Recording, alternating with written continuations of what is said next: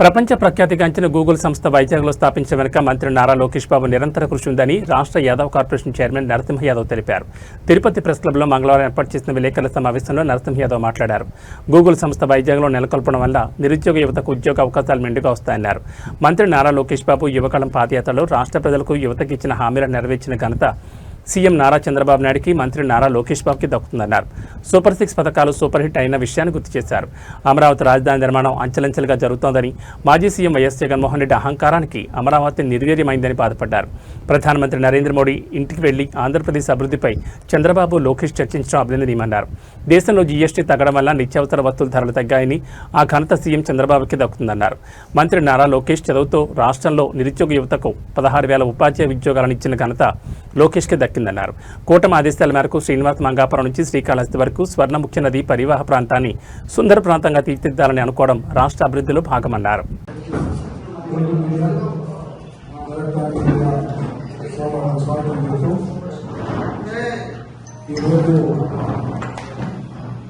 రాష్ట్రంలో Telugu Desam party NDA కూటమి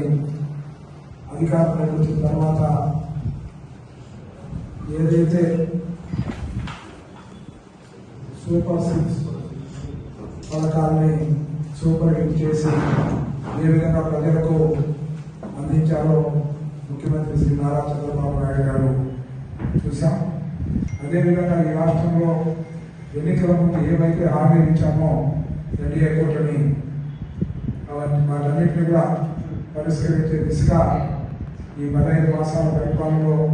మీరు చూశారు. అదేవిధంగా నారా చంద్రబాబు నాయుడు గారి నాయకత్వంలో నిన్న ఏదైతే ఢిల్లీకి వెళ్ళి ప్రధానమంత్రి నరేంద్ర మోడీ గారితో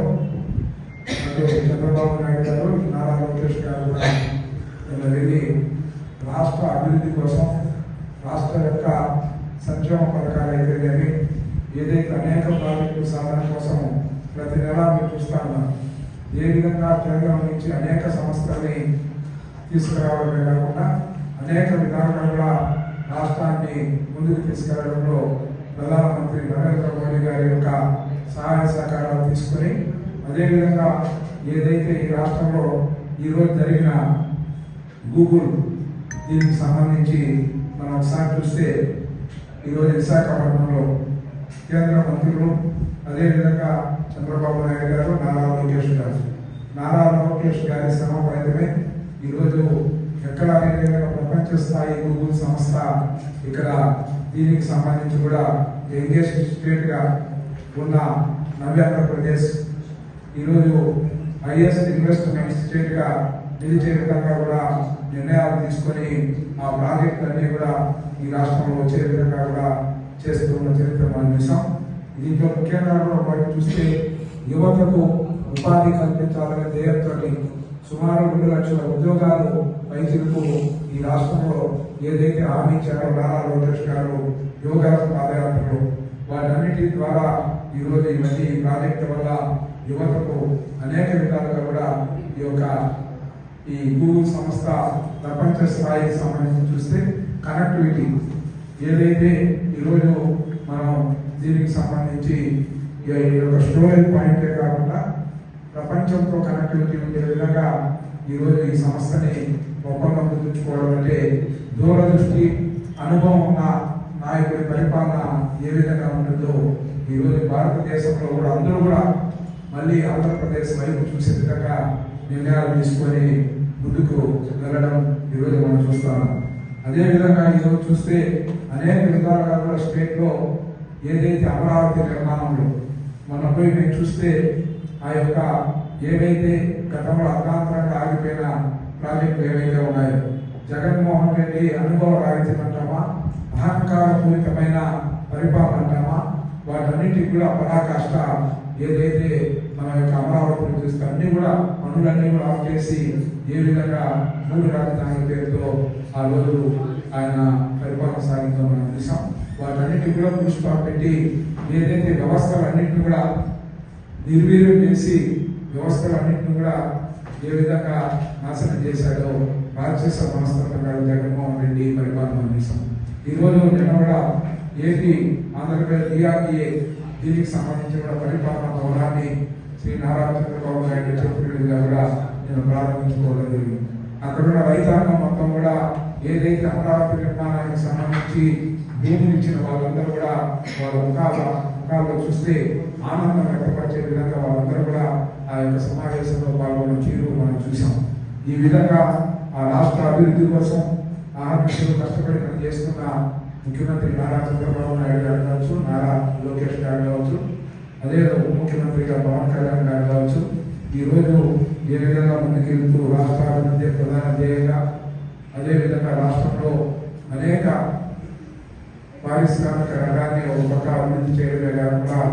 ఐటీ రంగానికి పూర్తిగా కూడా గతంలో చూశారు. ఏదైతే హైదరాబాద్ హైటెక్ సిటీ వదులుకొని ఆయన చేసిన అభివృద్ధి కార్యక్రమాలు మీరంతా చూడడం జరిగింది. అదేవిధంగా విభజన ఈ రాష్ట్రానికి ప్రపంచ స్థాయి నగరంగా అమరావతిని తీర్చిదిద్దడమే కాకుండా ఈరోజు బడుగు బలహీన వర్గాలు అన్ని వర్గాలు కూడా ఈరోజు ఒకసారి మనం చూస్తే ఉచితంగా మహిళలకు బస్సు సౌకర్యం కల్పించడం కానీ, ఉచితంగా పేదవాళ్ళందరూ కూడా 3 గ్యాస్ సిలిండర్లు ఇవ్వడం కానీ, అదేవిధంగా ఏదైతే ఎన్టీఆర్ భరోసా పింఛన్లు పెంచి